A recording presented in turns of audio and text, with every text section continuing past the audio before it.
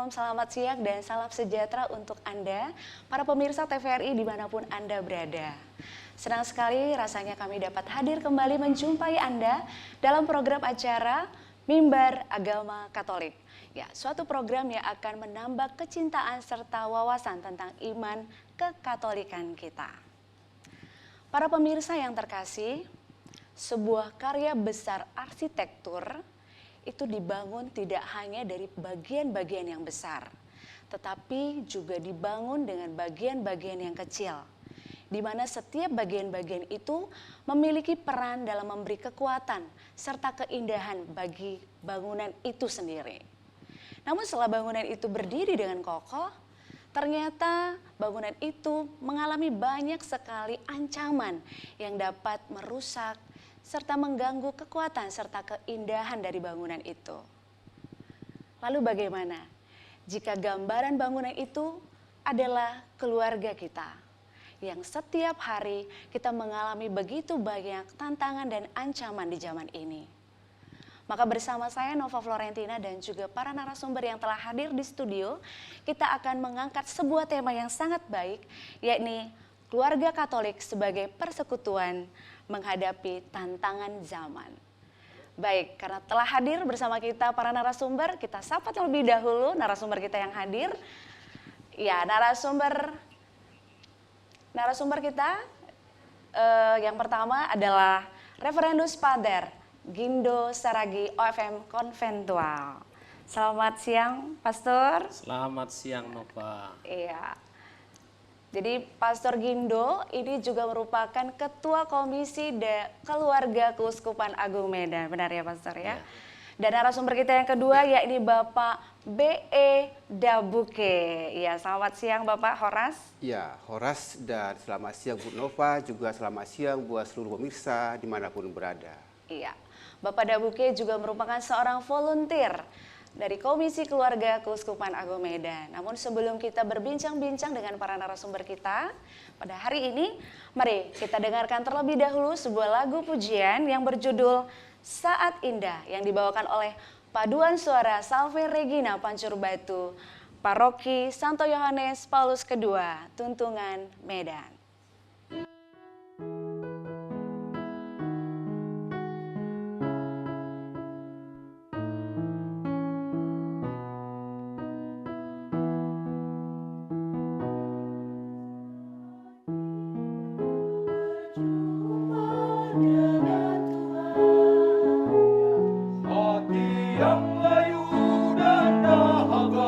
Disegarkan oleh cintanya, jiwa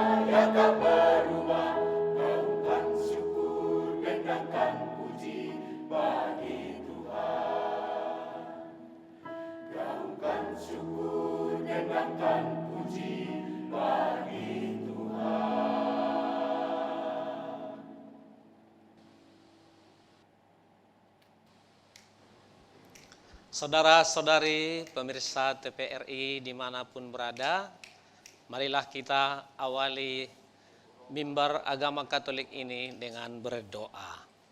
Dalam nama Bapa dan Putra dan Roh Kudus. Amin. Tuhan Bapa, semua keluarga yang ada di dunia, kami bersyukur kepadamu atas kesempatan dan kehidupan yang Engkau berikan kepada kami untuk hadir di tempat ini, untuk menyebarkan firman-Mu, untuk mewartakan karya kasih-Mu, keselamatan-Mu kepada semua orang melalui televisi ini. Semoga sabda-Mu, nyanyian dan pujian yang kami sampaikan, serta juga pemahaman pengetahuan akan keluarga yang Kau dirikan di dalam gereja-Mu, semakin menyemangati keluarga-keluarga dalam mengarungi kehidupan mereka di dunia ini, di tengah arus zaman yang menantang, yang penuh tantangan dan rintangan. Semoga Engkau senantiasa mendampingi keluarga-keluarga kami dengan Roh Kudus-Mu, sehingga dengan demikian tetap bertahan walaupun banyak kesulitan yang harus dihadapi. Hadirlah Tuhan melalui acara ini, semoga dengan ini juga nama-Mu dimuliakan di tengah-tengah kami, khususnya di tengah-tengah keluarga. Dengan pengantaran Yesus Kristus Putra-Mu Tuhan kami, kini dan sepanjang masa. Dalam nama Bapa dan Putra dan Roh Kudus. Amin. Saudara-saudari terkasih, bacaan untuk renungan kita pada siang hari ini diambil dari Injil Matius bab 25 ayat 1 sampai ayat 13. Pada waktu itu hal kerajaan surga seumpama 10 gadis yang mengambil pelitanya dan pergi menyongsong mempelai laki-laki. 5 diantaranya bodoh dan 5 bijaksana. Gadis-gadis yang bodoh itu membawa pelitanya tetapi tidak membawa minyak. Sedangkan gadis-gadis yang bijaksana itu membawa pelitanya dan juga minyak dalam buli-buli mereka. Tetapi karena mempelai itu lama tidak datang juga, mengantuklah mereka semua lalu tertidur. Waktu tengah malam terdengarlah suara orang yang berseru, "Mempelai datang, songsonglah dia." Gadis-gadis itu pun bangun semuanya lalu membereskan pelita mereka. Gadis-gadis yang bodoh berkata kepada gadis-gadis yang bijaksana, "Berikanlah kami sedikit dari minyak-Mu itu, sebab pelita kami hampir padam."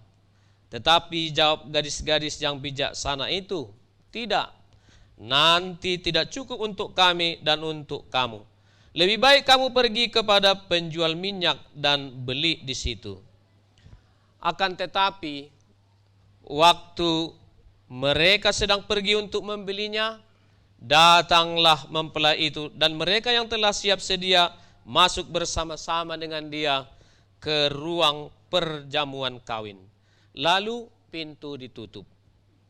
Kemudian datang juga gadis-gadis yang lain itu dan berkata, "Tuan, Tuan, bukakanlah kami pintu."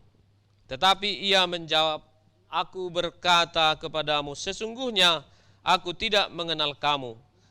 Karena itu berjaga-jagalah, sebab kamu tidak tahu kapan hari maupun saatnya." Demikianlah sabda Tuhan, terpujilah Kristus. Saudara-saudari terkasih, hidup kita sebagai orang Kristen digambarkan oleh bacaan hari ini. 5 gadis dan 5 gadis yang lain, ada yang bodoh dan ada yang pintar, adalah gambaran dari hidup orang Kristen, orang yang percaya kepada Kristus. Jadi, kelima gadis bodoh itu adalah orang-orang Kristen yang percaya kepada Yesus tapi tidak mempersiapkan diri dengan baik, dengan hal-hal yang perlu untuk apa yang dijanjikan oleh Yesus, yaitu hidup kekal. Sedangkan 5 gadis dikatakan bijaksana karena mereka mempersiapkan pelitanya sekaligus juga minyak cadangan. Mengapa perlu minyak cadangan? Karena sesungguhnya kita tidak tahu kapan hari dan waktunya seperti dikatakan tadi. Karena itu perlu bersiap-siap. Kedatangan Tuhan, kapan saatnya, kapan waktunya, tidak ada yang tahu. Hanya Tuhan yang tahu. Karena itu, sebagai orang Kristen yang bijaksana, kita perlu berjaga-jaga. Berjaga-jaga dengan apa? Mempersiapkan apa yang perlu untuk kehidupan kita kelak, kehidupan kekal. Karena itulah janji Tuhan kepada setiap orang yang percaya kepadanya. Nah, saudara-saudari terkasih, gadis-gadis yang bodoh itu adalah orang-orang yang tidak peduli atau tidak memikirkan apa yang dia perlukan untuk hidupnya selanjutnya. Orang gadis-gadis bodoh itu adalah lambang atau gambaran orang-orang yang hanya memikirkan hidup di dunia ini. Tidak berpikir untuk hari esok. Apa yang akan saya dapat, saya persiapkan untuk masa depanku. Dia hanya berpikir untuk sekarang. Karena itu, dia melewatkan, mencari-cari hal-hal yang tidak perlu. Dan dia mengutamakan untuk hidup di dunia ini. Orang bekerja dari pagi, siang, sore, malam hanya untuk mendapatkan uang, mendapatkan keuntungan, mendapatkan materi. Karena itu lupa akan masa depan. Hari ini Yesus menegaskan kepada kita supaya kita bersiap-siap untuk kehidupan kita yang akan datang. Karena itulah bagian dari perjuangan janji Tuhan kepada kita sebagai murid-muridnya. Bahwa hidup kita bukan hanya di dunia ini saja, demikian juga untuk hidup kekal. Dan itulah yang dijanjikan Tuhan. Menjanjikan hidup kekal kepada mereka yang percaya. Karena itu, mari kita mencari hal-hal yang rohani. Mengisi rekening saldo bank rohani kita. Itulah minyak cadangan yang harus kita isi. Ya, jangan hanya mengisi saldo rekening bank, ya, bank Sumut, bank BRI, ya, atau juga harta kekayaan lain yang menumpuk di sana sini, lupa bahwa semuanya itu akan tinggal. Ya. Apakah salah kalau kita mempersiapkan atau mencari hal itu? Tidak. Asal jangan kita dikuasai oleh hal itu sehingga seperti 5 gadis bodoh tadi, tidak ada terpikir sedikit pun bahwa hidup kita ini akan berakhir juga dan akan masuk pada satu fase di mana kita akan diadili. Karena itu, mudah-mudahan berkat sabda Tuhan hari ini, saudara-saudari terkasih, mari kita senantiasa berjaga-jaga, menyongsong kedatangan Tuhan dengan pelita yang bernyala sekaligus dengan minyak. Karena apa? Karena kita tidak tahu kapan hari dan waktunya Tuhan akan datang. Jauhkan diri dari segala kemalasan, dari segala hal yang dapat menjauhkan kita dari semangat mempersiapkan diri. Dengan kata lain, tidur boleh, tapi untuk istirahat, bukan tertidur karena segala hal-hal yang menghanyutkan karena tawaran-tawaran dunia. Mari kita bangun menyongsong Kristus dengan pelita yang bernyala, dengan semangat rindu akan datangnya Tuhan. Semoga amin. Mari kita saksikan, dengarkan lagu dari paduan suara Salpe Regina Pancur Batu, Paroki Santo Yohanes Paulus II, Tuntungan, dengan judul persembahan hati.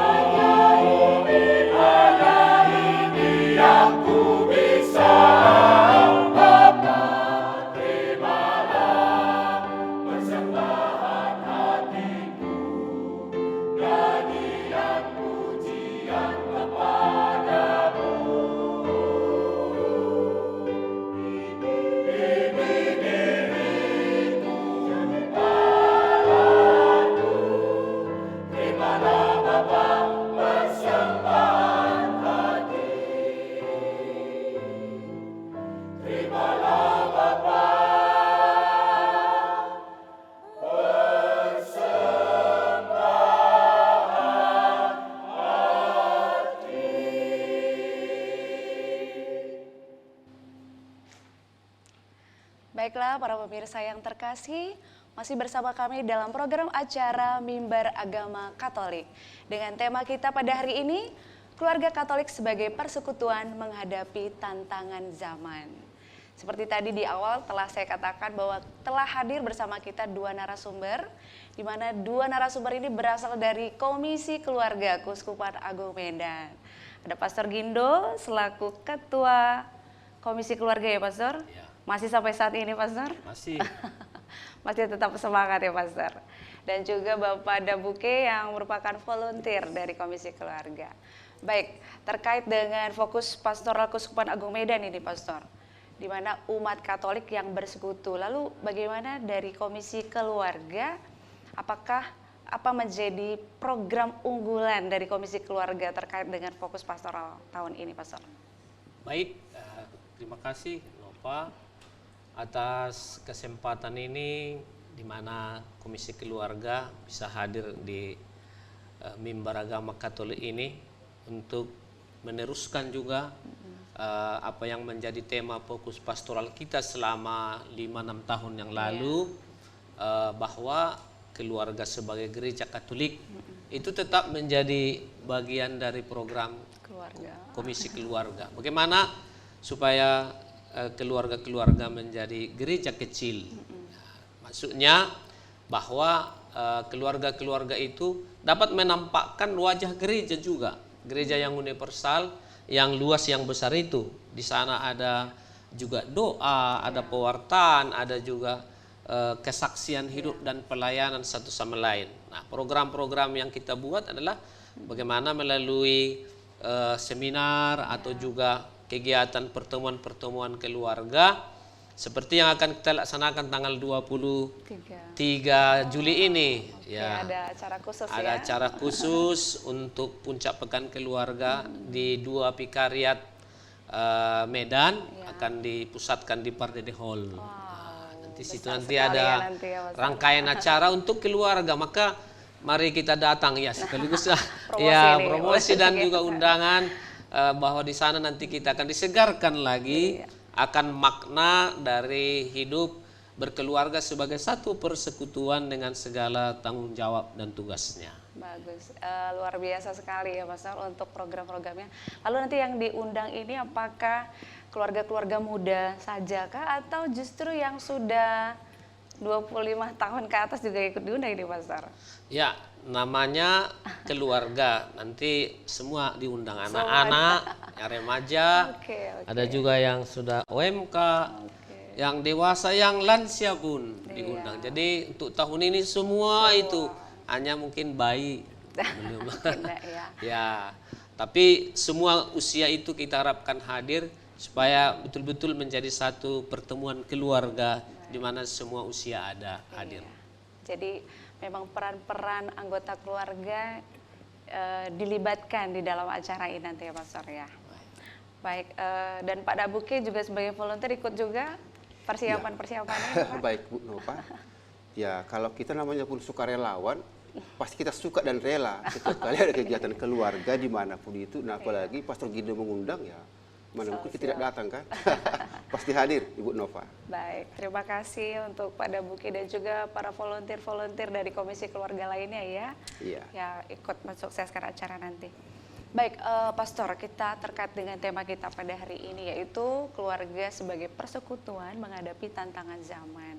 Tadi Pastor sudah menyampaikan bacaan yang diambil dari Matius bab 25 ayat 1 sampai 13. Di mana mungkin kisah ini, kisah 5 gadis bodoh dan 5 gadis bijaksana itu sangat sering kita dengarkan. Dan tadi Pastor sampaikan bahwa ini menjadi gambaran dari umat Kristen ya. Kita sendiri bisa menjadi gadis bodoh itu dan juga bisa menjadi gadis yang bijaksana.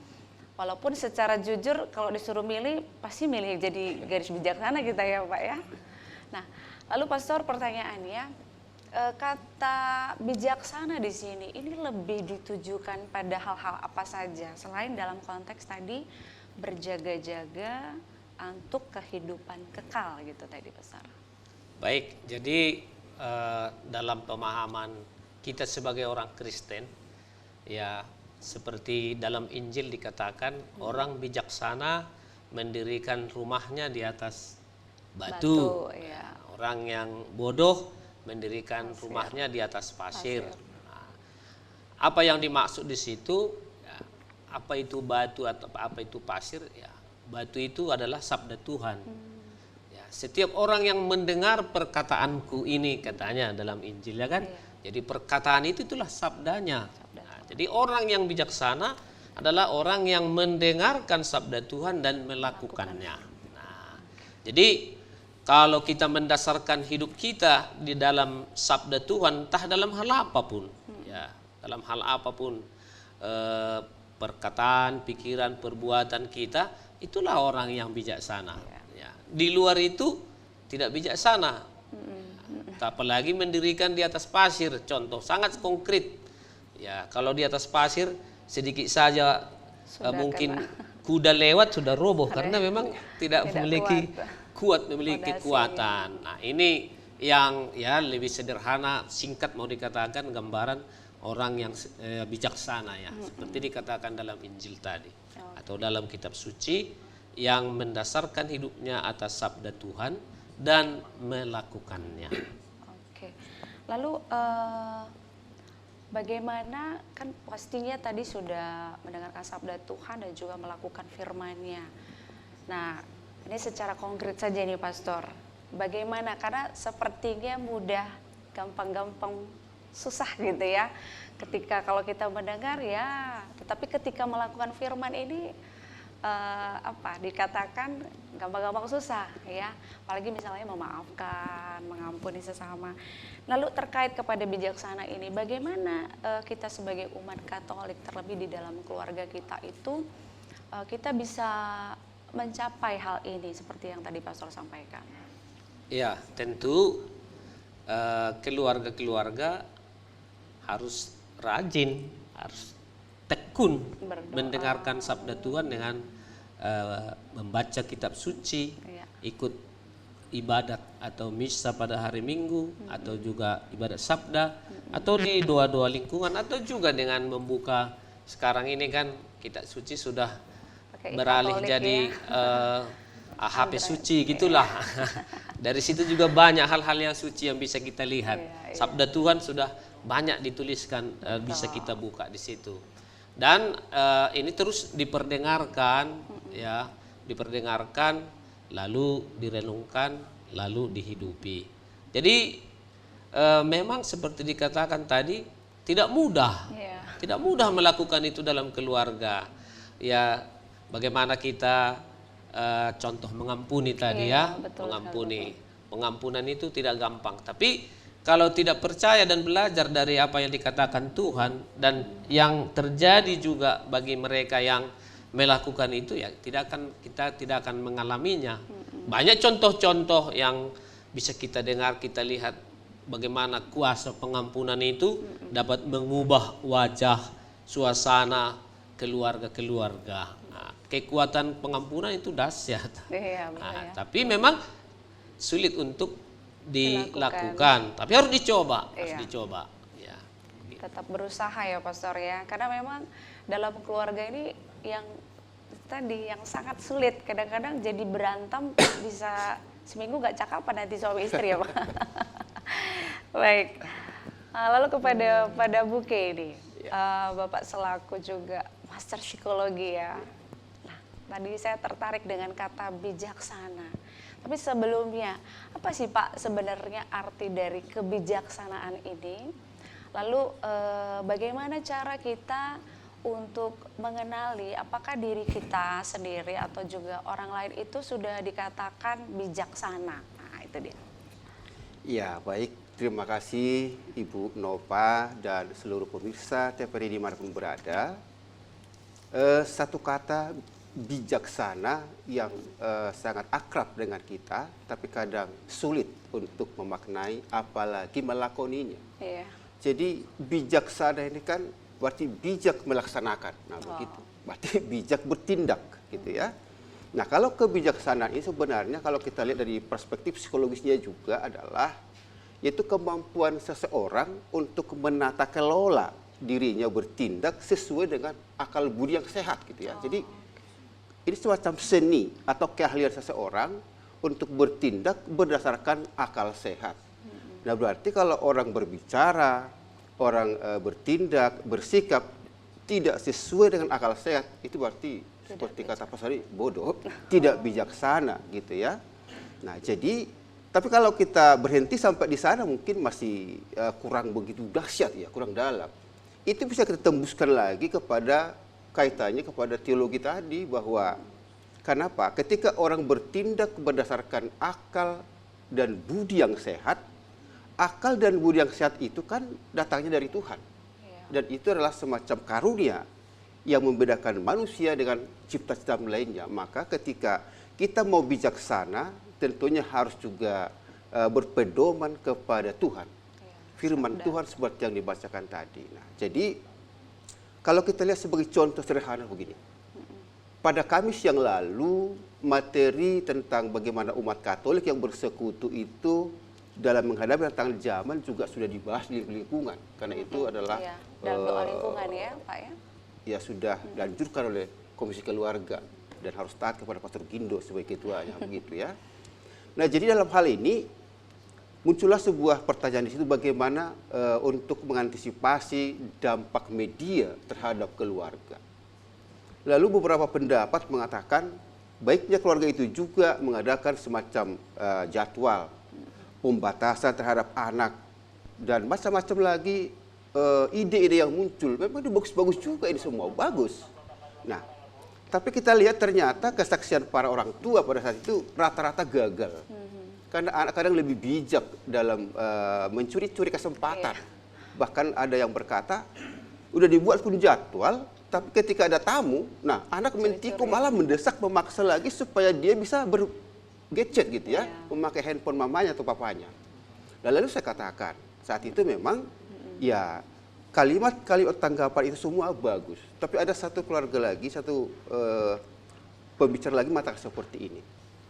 Daripada kita hanya capek untuk membatasi, memang itu perlu ya. Capek untuk juga membuat jadwal, toh juga gagal. Bukankah lebih bagus lagi, misalnya handphone itu satu diprotek, kedua di handphone itu juga dibuat ya, anti radiasi. Bahkan untuk anak juga dikasih antibody, ya, bahkan juga antioksidan gitu. Kebetulan ada produk-produk yang alami untuk ya tak terhindari lagi media itu. Maka lebih bagus anak juga diprotek, jangan hanya sibuk membatasi, juga gagal. Ya, lebih bagus anak itu juga ini diprotek. Kalaupun dia terpaksa harus bermedia di luar pemantauan, ada anti yang bisa tetap menjaga kesehatan anak itu. Jadi saya melihat ini bijak begitu ya. Itu cara pandang yang bijak daripada hanya capek dengan sebuah langkah untuk mengatasi, mengantisipasi, tapi juga anak itu harus diperhatikan. Nah, itu salah satu yang bijak saya pikir dalam konteks lingkungan membahas materi ini. Hal lebih jauh seperti ini, Bu Nova dan semua pemirsa, kalau kita hanya sebatas tahu dan paham, tapi tidak bisa membuat orang bijak, ini juga menjadi persoalan. Lalu pada kesempatan ini juga saya mau katakan, bagaimana caranya membuat orang bijaksana. Nah ini dulu, ini lebih penting jauh dari semua itu kan. Maka beberapa kajian psikologisnya begini. Orang bijak itu kita identikan dengan orang yang intuitif, ya. Orang yang intuitif itu adalah orang yang selalu berkata, bertindak tanpa berpikir lagi sudah ada kebenaran di dalam tindakan dan perkataannya itu. Lalu bagaimana supaya itu bisa terjadi? Saya pikir ini ada juga rahasianya itu. Yaitu salah satu rahasia yang sederhana adalah mengisi alam bawah sadar. Ya, mengisi alam bawah sadar dengan dua momentum. Pertama, ketika mau tidur, ketika sudah mulai ngantuk-ngantuk, di sanalah mungkin berdoa, baca buku, baca firman, sehingga insight ataupun ilmu itu meresap dan terbawa ke alam sadar. Itu yang pertama. Yang kedua, ketika bangun tidur, maka kan disarankan di situ yang berdoa, baca firman. Jadi ketika bangun tidur pagi-pagi, sekitar 20 menit pertama setiap hari itulah menentukan mood kita sepanjang hari, kata para orang-orang bijak. Jadi baiknya memang 20 menit pertama habis bangun, jangan dulu langsung pegang handphone gitu ya kan. Jangan dulu ribut, tapi lebih bagus memang isi dulu hal-hal yang positif sehingga akan terisi alam bawah sadar. Maka alam bawah sadar inilah yang memacu kita sekitar 80% sukses akibat kinerja alam bawah sadar. Begitu Ibu Nova. Wow, luar biasa penjelasan Pak Dabuke. Baik, tapi sepertinya kita break dulu sebentar, Pastor dan Pak Dabuke. Dan para pemirsa yang terkasih, kita akan kembali lanjutkan perbincangan kita. Tetapi sebelumnya kita akan dengarkan kembali sebuah lagu pujian yang berjudul Hujan Berkat, Showers of Blessings, yang kembali dilantunkan oleh paduan suara Salve Regina Pancurbatu dari Paroki Santo Yohanes Paulus II, Tuntungan, Medan.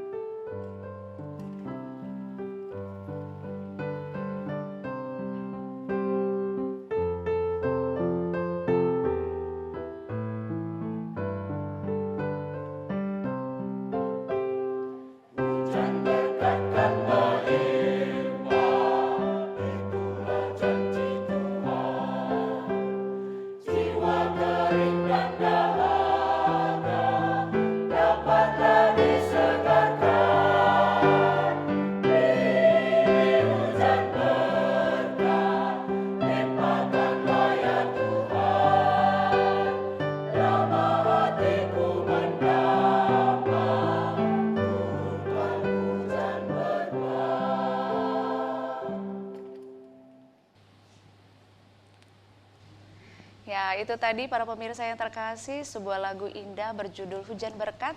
Semoga lagu yang dilantunkan oleh paduan suara Salve Regina tadi semakin membawa berkat berlimpah bagi kita dan juga keluarga kita semua. Baik Pastor dan juga pada Buke masih tetap semangat ya? Siap. Iya, masih tetap semangat. Karena tema kita hari ini, keluarga Katolik sebagai persekutuan menghadapi tantangan zaman. Nah, Pastor, sebelum kita lari-lari dulu banyak ke dalam nih tentang tema kita. Tapi sebelumnya, apa sebenarnya pengertian atau makna dari keluarga itu sendiri menurut gereja Katolik, Pastor? Baik, Nova, terima kasih. Nah, keluarga sebagaimana kita baca dalam kitab suci itu adalah bagian dari janji Tuhan, rencana Tuhan dalam diri kita melalui penciptaan. Iya. Sejak penciptaan manusia laki-laki dan perempuan sudah ada di situ rencana Tuhan untuk membangun satu keluarga. Ya, dan itu adalah bagian dari rencana Tuhan bagi kita manusia.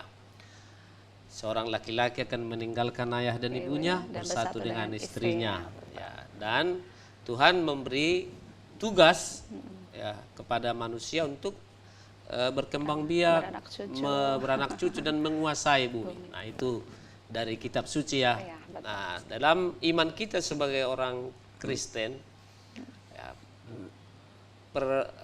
perkawinan atau hidup berkeluarga adalah suatu persekutuan hidup di antara seorang laki-laki dan seorang perempuan, tentu atas dasar cinta kasih. Nah, ini cinta kasih apa? Cinta kasih Kristus itu dasar dari persekutuan ini. Ya, tujuannya supaya ya mereka berdua bahagia. Iya. Nah, selain itu tadi seperti dalam kitab suci memiliki keturunan, lalu dididik, ya dibesarkan sesuai dengan kehendak Tuhan, menjadi perpanjangan tangan Tuhan juga untuk meneruskan ciptaan yang sudah ada.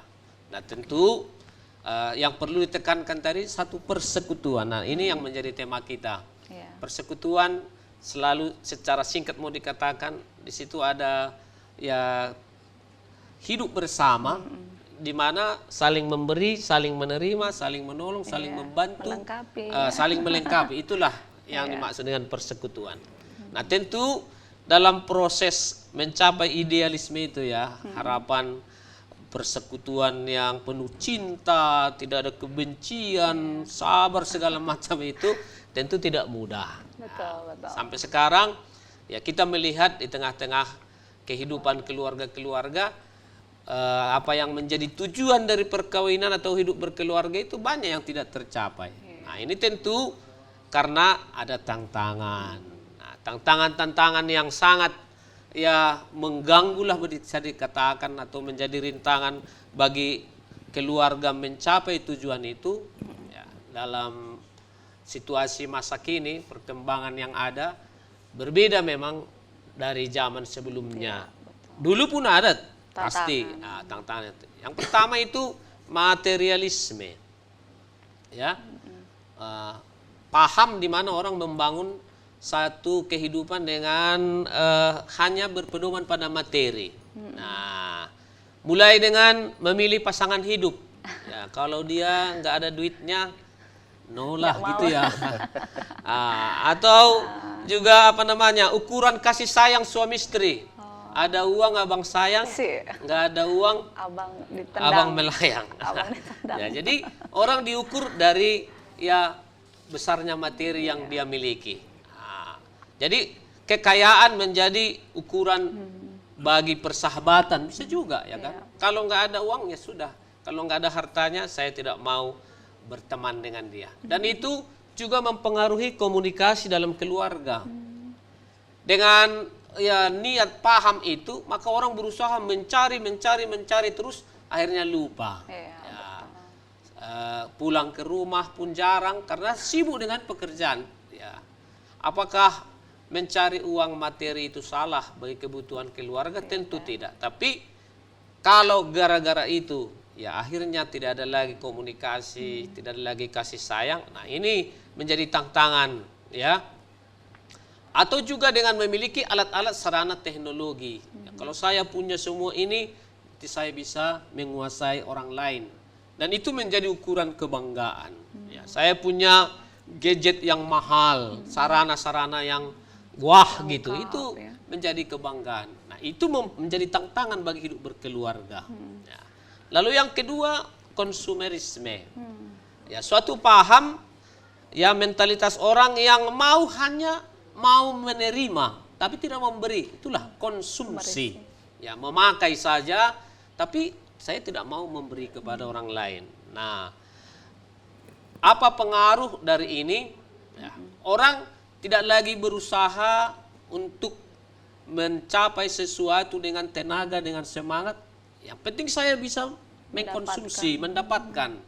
Ya, itu mempengaruhi mentalitas. Tidak ada lagi di situ kebijaksanaan seperti tadi. Ya, nilai-nilai moral menjadi nurun. Karena apa?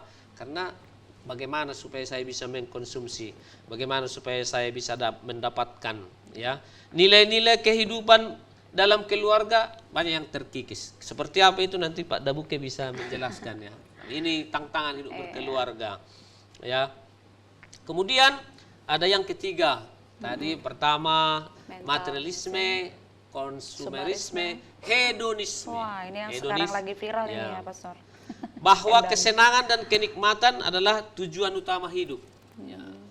Orang tidak mau lagi capek-capek. Iya. Ya. Kalau boleh, ya, yang enak saja. Nggak mau susah lagi ya. Anak-anak di rumah, ya, saya memiliki ya pengalaman dengan anak-anak dari abang saya, keluarga di rumah. Dikasih ikan asin nggak mau lagi mereka. Apa dibilang sakit perut saya. Kenapa? Biasa ya. Udah biasa Dikasih dengan makan fasilitas, dengan tersedianya berbagai jenis makanan, entah itu lewat depan rumah ke mana-mana, di mana-mana ada makanan. Apalagi begitu sekarang udah dimasak, GoFood, Pastor. Sudah GoFood GoFood, ya.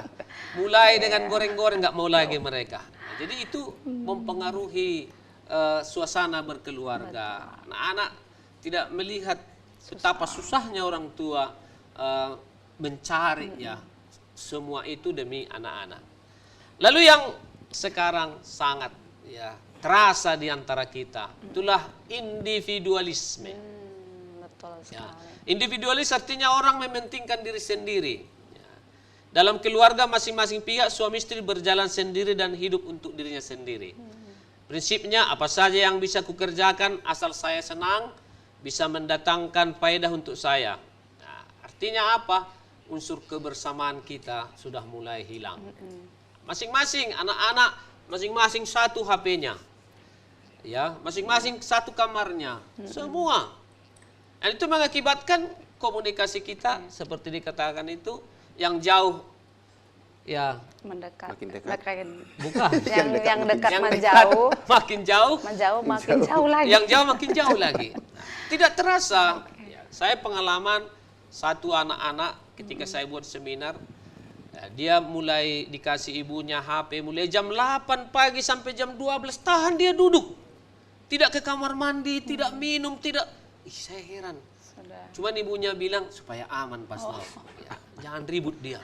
Nah, jadi itulah dia asik dengan sendiri, nggak peduli dia bahwa tadi ada di sana yang begini, nggak mau tahu. Nah, ini bahaya dari ya pengaruh dari semangat individualis yang memang tidak harus kita alami, tidak bisa dibendung. Nah, maka nanti bagaimana itu bisa ditekankan atau dibangun dalam hidup berkeluarga, Pak Dabuke bisa sampaikan. Nah, semangat gotong royong, semangat peduli, ya sense of belonging itu sudah semakin kecil, semakin menipis. Nah, itu ada beberapa ya tantangan dari kehidupan keluarga, dan ini juga mempengaruhi hidup rohani. Ya, hidup rohani keluarga. Kalau tuntutan mencari materi semakin tinggi, ya konsumerisme itu semakin besar, orang tidak tertarik lagi untuk hal-hal rohani. Ya. Jam berdoa itu hanya tanda salib, tidak lagi kata-kata, karena Singkat ya. HP sudah menunggu untuk dibaca WA dari mana ini, apa pesan, apa yang mau. Nah, jadi hal-hal rohani semakin menipislah waktu dan kurang diminati. Nah, ini tantangan dari keluarga yang sedang terjadi sampai saat ini. Begitu kira-kira beberapa. Masih banyak yang lain sebenarnya. Pastinya banyak sekali tantangan-tantangan yang dihadapi oleh keluarga di zaman now ini ya Pastor. Baik, secara singkat ini pada Buke. Ya. Apa ini menjadi kiat-kiat atau yang bisa dilakukan oleh keluarga dalam menghadapi tantangan yang disampaikan oleh Pastor Gindo? Ya, baik Ibu Nova dan seluruh pemirsa TVRI dimanapun berada. Tadi beberapa masalah atau tantangan keluarga yang disampaikan oleh Pastor Gindo, sebenarnya banyak resep yang boleh disarikan untuk mengatasinya. Tapi karena kesempatan kita terbatas, saya hanya beberapa untuk yang praktis-praktis saja yang akan disampaikan. Yang pertama, menanggapi tadi masalah materialistik itu, memang kita berpedoman seperti ini. Memang uang bukanlah segala-galanya, tapi segala-galanya butuh uang, itu ya. Jadi artinya memang betul, tapi jangan jadi uang yang menjadi mengatur kita semuanya. Dan yang berikut, dalam keluarga itu perlu dibangun sebuah kejujuran sebenarnya, keterbukaan dan komunikasi yang intensif terhadap anggota semua keluarga, baik dari suami kepada istri, istri kepada suami, supaya ada keterbukaan dan juga ada komunikasi yang baik untuk keluarga, sehingga apapun yang direncanakan tetap dalam kebersamaan dan ada kesepakatan-kesepakatan yang perlu dibangun dalam keluarga. Bahkan jika penting, kesepakatan itu bisa dituliskan, ditandatangani dan didoakan dan dilaksanakan. Itu yang jarang dilakukan keluarga. Jadi akhirnya masing-masing anggota membuat tugas masing-masing, kan lebih bagus dirumuskan dalam sebuah kesepakatan keluarga. Bahkan perlu juga keluarga itu rapat sekali seminggu misalkan. Itu sangat penting supaya komunikasi, keterbukaan, rencana keluarga bisa berjalan dengan baik. Nah, akhirnya akan terjadi keluarga yang harmonis. Begitu. Baik, terima kasih pada Buke. Lalu terakhir kepada Pastor nih. Pastor selaku Ketua Komisi Keluarga dan juga narasumber kita pada hari ini, sesuai dengan tema kita hari ini, Pastor, keluarga Katolik sebagai persekutuan menghadapi tantangan zaman. Apa yang ingin Pastor sampaikan dari perbincangan kita sepanjang siang ini untuk para keluarga-keluarga Katolik yang saat ini juga menyaksikan acara kita pada siang hari ini? Baik, Bapak Ibu, saudara-saudari, keluarga-keluarga di Keuskupan Dago Medan, ya, bercermin belajar dari renungan tadi. Ya, hidup bijaksana berarti bisa memanage, mengatur hidup dengan bijaksana, memakai alat-alat yang ada, materi tadi ya. Betul. Bijaksana juga mengkonsumsi apa yang ada. Bijaksana juga menikmati apa yang ada. Dan tentu bijaksana juga menata hidup bersama. Nah, jadi ketiga empat hal itu ya. Bijaksana, berteman dengan siapapun kita bisa. Tapi ketika kita berteman dengan orang jahat, jangan menjadi jahat. Nah, kalau ada orang jahat, jangan dijauhi. Tapi ya, ketika kita berteman dengan orang baik, kita menjadi makin baik. Berteman dengan orang jahat, kita tidak menjadi jahat. Jadi demikian relasi dari hidup bijaksana yang ditampilkan dengan kehidupan keluarga. Oke, baik, terima kasih Pastor Gindo dan juga pada Buke atas perbincangan dan wawasan yang telah diberikan kepada kita semua. Maka para pemirsa yang terkasih, demikianlah acara Mimbar Agama Katolik pada siang hari ini. Semoga lewat tema kita hari ini, yaitu keluarga Katolik sebagai persekutuan menghadapi tantangan zaman, semakin mengantarkan kita menjadi keluarga-keluarga yang tangguh dan siap dalam menghadapi setiap tantangan dengan penuh bijaksana. Maka para pemirsa yang terkasih, sampai kita berjumpa kembali dalam program acara selanjutnya. Namun sebelum kita berpisah, kita akan mendengarkan sebuah lagu indah, lagu pujian yang berjudul Oh Indah Kasihmu yang kembali dilantunkan oleh paduan suara Salve Regina Pancur Batu, Paroki Santo Yohanes Paulus II, Tuntungan. Tetapi sebelumnya kita akan berdoa dan memohon berkat terlebih dahulu dari Pastor Gindo. Marilah kita berdoa dalam nama Bapa dan Putra dan Roh Kudus. Amin. Tuhan Bapa Maha Baik, terima kasih atas berkat-Mu bagi kami dalam acara ini, sehingga kami semakin dikuatkan, diteguhkan dalam perjalanan hidup sebagai umat-Mu, khususnya keluarga-keluarga, supaya menjadi keluarga yang bersekutu, yang siap menghadapi tantangan zaman, tantangan dunia ini, dengan tetap berpedoman kepada firman-Mu. Semoga Tuhan Engkau memberkati keluarga-keluarga kami, sehingga menjadi keluarga-keluarga yang siap sedia senantiasa dengan pelita yang bernyala, dengan minyak di tangan, sehingga ketika Engkau datang, Engkau mendapati kami dalam keadaan siap sedia. Dan semoga seluruh keluarga-keluarga senantiasa memadukan, menguatkan persekutuan mereka atas dasar sabda-Mu, dengan kesaksian hidup sehari-hari, saling mengasihi, saling mencintai, sebagaimana Engkau tunjukkan dalam diri Yesus Putra-Mu. Kami percaya senantiasa dalam seluruh perjalanan hidup kami, Engkau telah bersabda, aku akan menyertai Engkau senantiasa sampai akhir zaman. Temani dan bersama kamilah Tuhan kiranya senantiasa ketika kami menghadapi kesulitan, tantangan, godaan yang datang dari dunia. Kami persembahkan seluruh kehidupan keluarga-keluarga ke dalam tangan-Mu. Semoga keluarga kami tetap bertahan dalam cinta walaupun menghadapi tantangan. Engkau kami puji kini dan sepanjang segala masa. Tuhan bersamamu. Semoga saudara-saudari sekalian, keluarga-keluarga yang tercinta, diberkati oleh Allah yang Maha Kuasa, Bapa dan Putra dan Roh Kudus. Amin.